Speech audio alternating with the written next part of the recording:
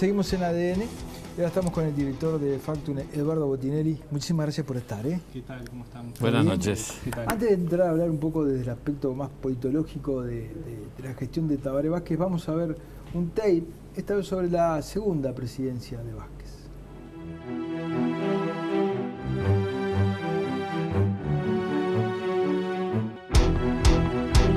Su segundo gobierno se vio marcado de reformas, entre ellas la ley de desafiliación de las AFAP, de los trabajadores mayores de 50 años y leyes de licencias especiales por paternidad, adopción, maternidad y duelo. También conformó el Sistema Nacional de Cuidados para atender las necesidades de personas mayores de 65 años en situación de dependencia, niños de 0 a 3 años y personas con discapacidad severa. En 2018, el Parlamento aprobó una ley para proteger a la población transgénero, dando derechos que garantizan acceso al trabajo, salud, cultura y vivienda. La seguridad pública fue uno de los grandes temas de su campaña, pero no pudo cumplir con lo que prometió, que era bajar un 30% de las rapiñas, un delito que había tenido un fuerte incremento durante el gobierno del Pepe Mujica. En su segundo mandato, las rapiñas no solo no bajaron, sino que aumentaron más de 50%. En agosto de 2015, Vázquez enfrentó un duro conflicto en la educación. La lucha era por el 6% del PBI. El expresidente, luego de varias jornadas de paralizaciones por parte de los distintos sindicatos de la enseñanza, decidió decretar la esencialidad en la educación. Otro de los momentos más destacados y recordados de su segundo mandato fue la renuncia del expresidente Raúl Sendic en 2017. Esta decisión se dio tras un fuerte cuestionamiento del Tribunal de Conducta Política del Frente Amplio, quienes pidieron explicaciones sobre su conducta en relación al uso de las tarjetas corporativas de ANCAP y del que fue procesado sin prisión por abuso de funciones y peculado.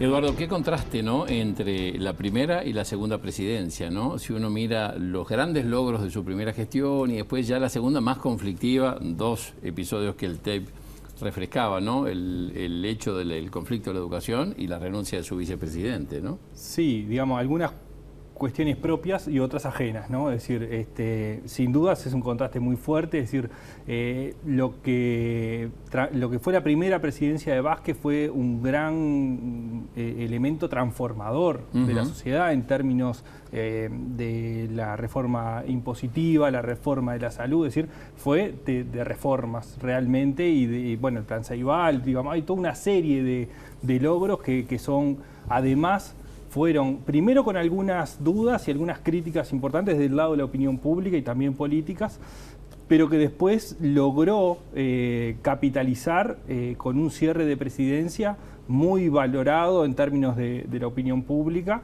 y con logros políticos muy importantes. La segunda tiene una serie de elementos donde ya no hay esas transformaciones. Los logros que se marcan para la segunda presidencia, cuando uno compara en términos de impacto que tienen en la población y que tienen en el país, son bastante menores que los que desarrolló en la primera presidencia.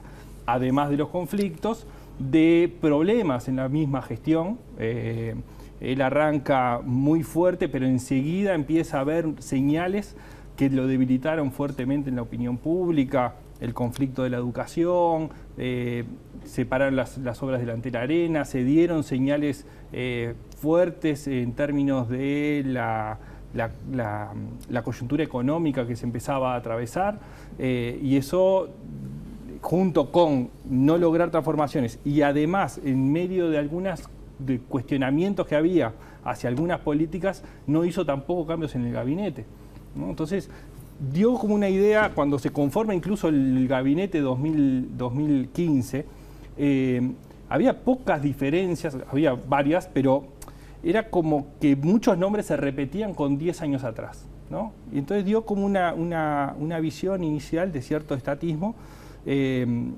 estático, ¿no? De sí, Estado. sí.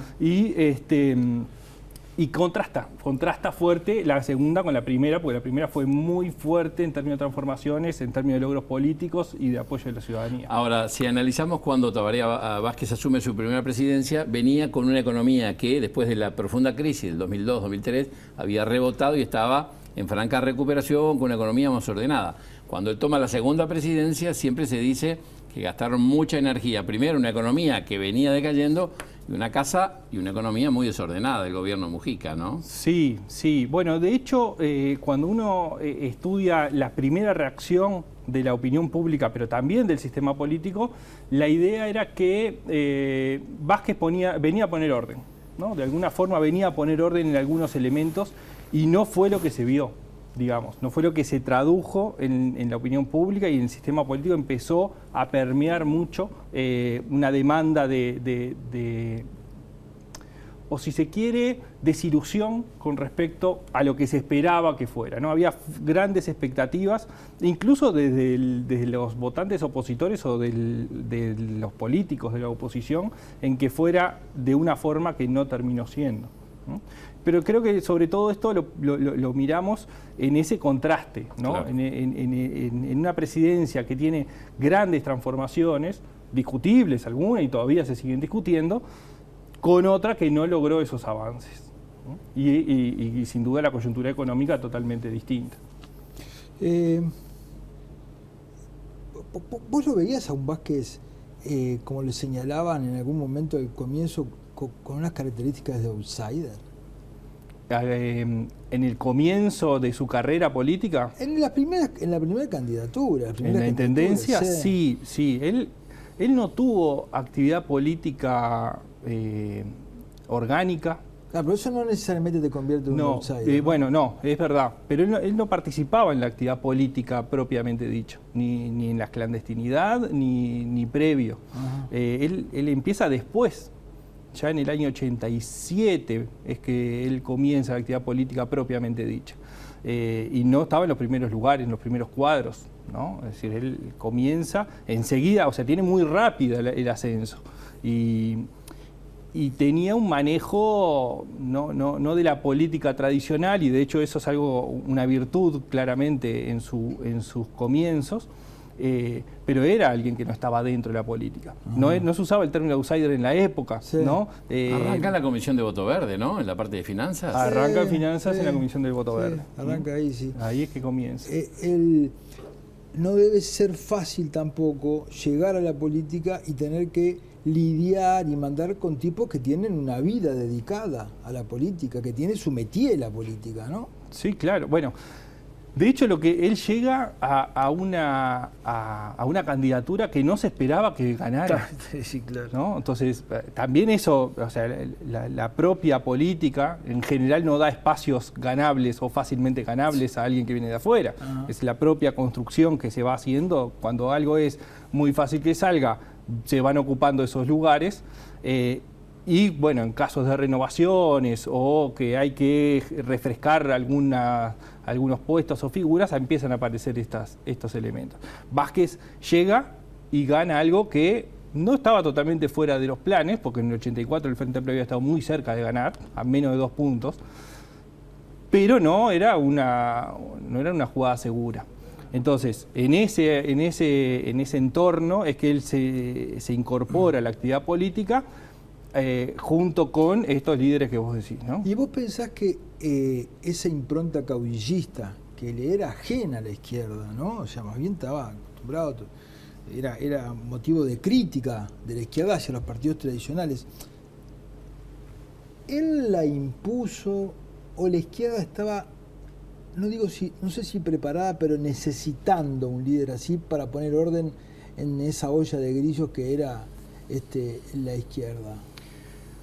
A ver, hay dos cosas que podemos ver. Una es el comienzo en términos electorales y de intendencia, donde él ocupa un lugar que la izquierda no tenía, ¿no? Y llega a niveles bajos, y que se va desarrollando una figura política en sí misma. Pero desde el punto de vista político y de peso político lo adquiere después, ¿no? Es decir, es después del ejercicio de la intendencia es que él empieza a tomar peso político o durante el ejercicio, pero no es inmediato, ¿no? Obviamente ocupaba el principal lugar, el único lugar de relevancia que tenía la izquierda de gobierno. Eso le daba una visibilidad y le daba cierto poder, pero internamente él eso lo fue construyendo a medida que fue avanzando el tiempo, no solamente como intendente, sino después como figura presidencial. Pero siendo figura presidencial, no tenía unanimidades y no tenía apoyos masivos de estos mismos que vos mencionabas, de los viejos líderes dentro del Frente Amplio, incluso con rispideces. Claro. Y él fue... Claro, cuando él se empieza a ganar el liderazgo y desplaza a Sereñi, es una contienda política importante a la interna de la izquierda, ¿no? Un líder histórico como ha sido Sereñi, fundador del Frente Amplio y sostenedor durante toda la dictadura, ¿no? Sí, claro, claro. Y también con figuras de otros sectores del Frente Amplio. Obviamente el liderazgo de Sereñi se pone en cuestión, eso ya genera un cortocircuito con Sereñi y con grupos que estaban más alineados a Sereñi como líder, claro, que a la entrada de Vázquez. Pero bueno, termina siendo, sí, de alguna forma, un desplazamiento de liderazgo que se fue dando en cierta forma naturalmente, obviamente con un peso político y con la presencia misma de Vázquez, con un liderazgo nuevo que empezó a prender fuerte en la ciudadanía. Esto no quita, o de alguna forma no podemos poner tampoco que el Frente Amplio a partir de Vázquez se transforma totalmente. Lo que hay es un cambio de liderazgo, donde hay un cambio de figuras, pero donde la estructura se mantiene. Después sí viene la idea de Vázquez del encuentro progresista. Y ahí genera otro tema. Él tenía una visión que generó un crecimiento, generó una ampliación del arco del Frente Amplio, pero que generó problemas internos, ¿no? Ahora vamos a hablar un poquito más de eso. Ahora, él demostró también una gran dosis de pragmatismo, porque yo recuerdo que en la década del 90, cuando él amenazó varias veces con irse, volver, él, de acuerdo a sus intereses, se aliaba con los sectores, en la mesa política, ¿no?, o en el plenario, con los sectores radicales a veces con los moderados. No le hacía asco a ir con una y otra posición, ¿no? No, es que si hay algo que distingue a Vázquez, es justamente el pragmatismo. E incluso cuando uno piensa en lo que deja Vázquez, digamos, dentro del Frente Amplio, y en realidad uno mira y no hay corrientes ideológicas vasquistas, ¿no? No hay una construcción ideológica o un centro de estudios o como sí se fue generando en otros liderazgos, sí, ¿no? Él lo que hizo fue dirigir de alguna forma el Frente Amplio previo a llegar a la presidencia. Después él estuvo en la presidencia de la República y tuvo incidencia política, pero no una construcción ideológica por encima. ¿Vos por qué pensás? Porque yo siempre comento que él recomendaba a la gente que estaba sola armar un grupo, porque en el frente sin un grupo vos no sobrevivías. Pero sin embargo él no terminó de armar ningún grupo, ¿no? Ni siquiera una corriente de opinión. Él tuvo algunos intentos de armado, no sé si propios y si le puso empeño y ganas. Hubo movimientos que empezaban a generarse una especie de tabarecismo, de desprendimientos de distintos grupos dentro del frente o de algunos grupos que se acercaron y nunca logró materializarlo. Hay una cuestión que es que su figura trascendía a los sectores, claro, ¿no? Él estaba en ese sentido, era más parecido a Sereñi y mucho más distinto a Mujica. Mujica sale de un sector y queda en la cima, digamos, de la presidencia. Vázquez no es que sale del Partido Socialista orgánicamente y propuesto, por ejemplo, por el Partido Socialista. Sale de un acuerdo, y ese acuerdo no pone al Partido Socialista arriba como el que propone el nombre, ¿no? Entonces, eso él termina estando arriba, y eso le permite diferenciarse de los sectores. Muy contrastante el liderazgo de Vázquez en la primera presidencia y en la segunda, ¿no? En la primera presidencia un líder contundente, más allá de algunas polémicas como la famosa de Gargano y el Tratado de Libre Comercio y demás, alguna disputa. Pero en la segunda, ya la perspectiva de que era el final de su actividad política ejecutiva, Vázquez empezó a poder perder poder, ¿no?, a la interna del propio Frente Amplio. Y bueno, ahí se fueron dando dos cosas por lo menos. Con Gargano él tuvo una disputa, pero termina laudando hacia el lado de Gargano, porque el TLC no se firma. Es decir, la disputa fue porque él no dio claras, él dijo una frase, que es que el tren pasa solo una vez. Eso no quería decir que se fuera a subir al tren, ¿no? Pero a partir de ahí se generaron cierta disputa, pero él termina laudando hacia el lado de Gargano. Que en esto que decía Gabriel, él hacía esa cuestión del péndulo, de que por un lado iba para un sector o para un lado y después iba para el otro. No rompía, digamos. No rompía. Después, con respecto a la segunda presidencia, a ver, hay una situación en el medio, es decir, hasta que Vázquez termina su primera presidencia, era la única figura de peso que había ocupado, había sido el primer intendente y había sido el primer presidente. Y el único presidente del Frente Amplio. Y podía volver. En la siguiente, ya Mujica, había 2 expresidentes, ¿no? Y además estaba la figura de Astori, que también había tenido un protagonismo importante. Entonces, ya ese desnivel que tenía ya no era tan grande como el anterior. Después hay cuestiones que venía la segunda presidencia, esa segunda presidencia era la última, porque ya no había ni reelección y se venía una renovación en el Frente Amplio, ¿no? Entonces eso lo fue haciendo perder poder, porque cuando el poder se sostiene, entre otras cosas, por la posibilidad de ejercerlo. Claro, lo que pasa en Estados Unidos es las segundas presidencias, ¿no? Claro. Empiezan a decaer en los liderazgos, pero no pueden seguir ni volver. Entonces empieza cuál es o quiénes son los que llevan adelante la renovación. Claro. Vázquez se va con una idea, ¿no? Está transmitida y está escrita, sale hoy en el semanario Búsqueda, una parte de la que conversa conmigo y él tiene hasta el nombre del grupo, Ceibal se llama, no recuerdo ahora la sigla que quería decir, Artiguista, Liberación, en fin. Y él dice que ese movimiento puede terminar con gente fuera del frente, una nueva ruptura como la que se vivió en su momento, porque el frente tenía que hacer un esfuerzo muy grande para convertirse en el centro, para ser cada vez más centro y poder tener chances de poder volver a ganar, ¿verdad? ¿Vos ves eso, lo ves esa idea y la ves posible? ¿Cuál de las dos? La de ser un... Él mencionaba este grupo haciendo un símil con lo que pasó con el Encuentro Progresista en su momento, ¿no? No que desaparezca el frente, sino que haga un grupo más grande. Pero vos ves voluntad en el frente y capacidad de pegar un ayornamiento ideológico y dar un timonazo hacia el centro.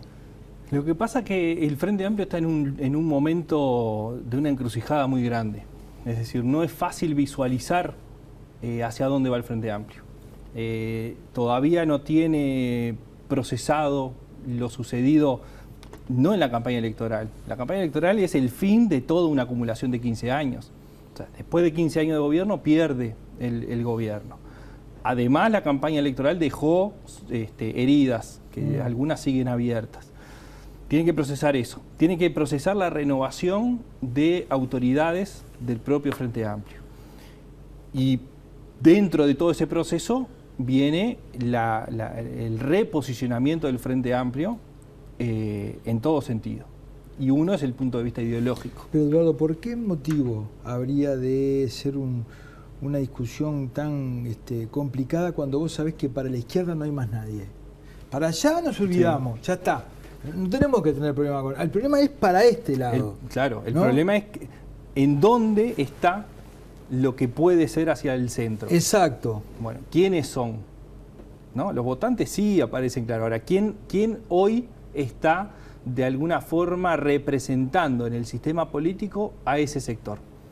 Es difícil de encontrar. No es querer hacerlo solamente, claro. Hay que tener quién lo haga. Hay que ver quién, qué perfiles, de dónde vienen, cuál es la historia política, cuál es la posibilidad real de incorporación o cuál es la posibilidad real que tiene el ala de centro-izquierda que el Frente Amplio tiene y ha ido perdiendo.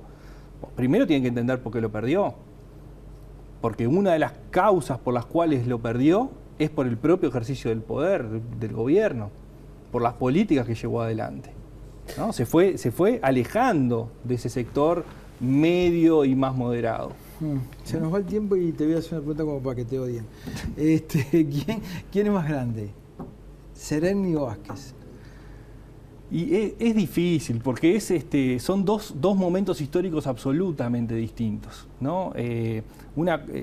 Sin duda, Seregni representa el surgimiento, ¿no? Es el que siembra la semilla junto con otros, pero sin duda como figura referente, que siembra una semilla que germina con Vázquez, digamos, ¿no? Es decir, hay un proceso histórico, una construcción histórica. Y creo que eso es más para visualizarlo con el tiempo, pasado mucho tiempo. ¿Por qué? Porque Seregni entró, por lo menos quedó en segundo plano en los últimos años, ¿no? Sí. De hecho, hay corrientes que lo reivindican porque se había ido perdiendo la figura, ¿no? Pero es muy contemporáneo también, ¿no? Claro, entonces... Porque uno podría decir, bueno, lo podríamos emular a un Valle o a un Herrera, ¿no? Como figura fundacional, o sea, de alguna manera. Lo que pasa es que es muy contemporáneo, está muy cerca en el tiempo. Pero ¿verdad? queda la imagen de Seregni, el legado final de Seregni, reuniéndose con Tabaré Vázquez y con Astori prácticamente en su lecho... a un poco de muerte, y les dice, no se peleen, la unidad y el frente va a seguir adelante, ¿no? Claro. Ese legado como que históricamente quedó presente. Ahora, claro, después, ¿qué queda? En la historia queda quién fue el presidente, ¿no? Entonces, hay que, digamos, entender en su contexto histórico cuál fue la relevancia que tuvo y el rol que cumplió cada uno en ese contexto. Y ese contexto en todo sentido, en el país en el que se vivía, cuáles eran las figuras que existían en el país, en el Frente Amplio, qué fue lo que se fue construyendo, es decir... es muy compleja la pregunta. Es un eslabón complejo, una cadena, ¿no? Porque el discurso de Seregni a la salida de su cárcel allí con el megáfono es histórico, ¿no? Es histórico. Eduardo, muchísimas gracias, siempre nos ayudas a entender y te consideramos un hombre de la casa. Bueno, muchas gracias a ustedes y a las órdenes. Gracias. Y que se vaya rápido este 2020, ¿no? Sí, borremos y empecemos de nuevo. Y esperemos que se pueda borrar y empezar de nuevo. Saluda a tu viejo. Muchas gracias. Nos vamos a una tanda, ya volvemos.